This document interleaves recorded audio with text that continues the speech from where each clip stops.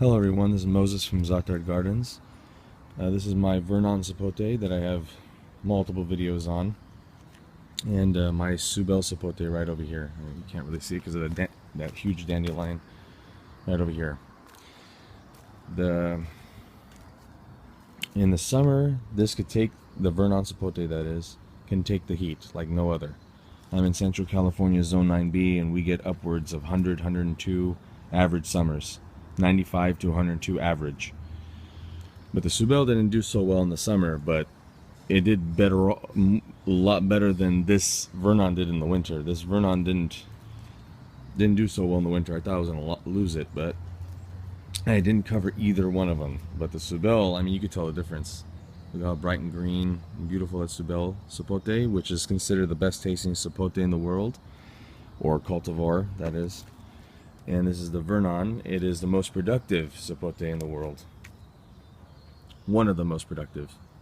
But look at the growth now on the Vernon. But what's interesting too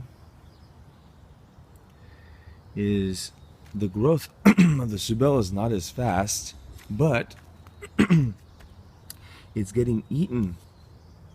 And I think I know what bug is eating it. But they're not eating the Vernon. You can tell what's happening to, well, luckily nothing touched that one.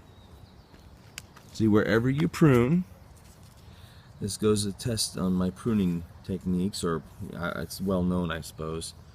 The more you prune, the faster things will grow. Wherever I pruned, it's growing. Wherever I didn't, is not. Yet, that is. So there's some more back here that I cut. So wherever you cut is where things are going to grow. And I didn't really zoom in there. It's really small leaves.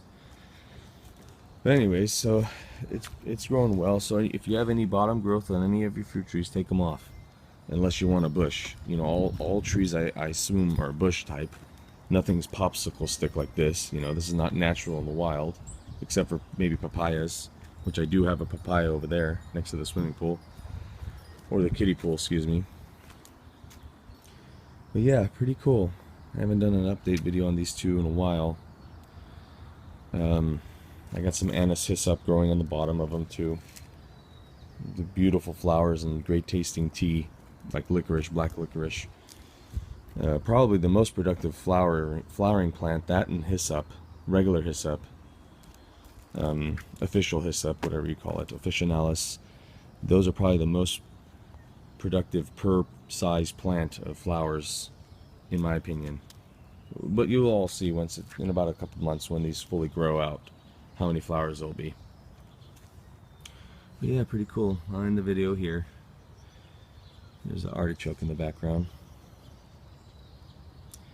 But once again, don't judge of this size of the plants. I cut these in half. This was at my height and I cut it in half. This was at my height and I cut it in half, and it grew during the winter. This didn't grow at all. So this is the Vernon, Vernon, and the Suebelle, Suebelle, Suebelle.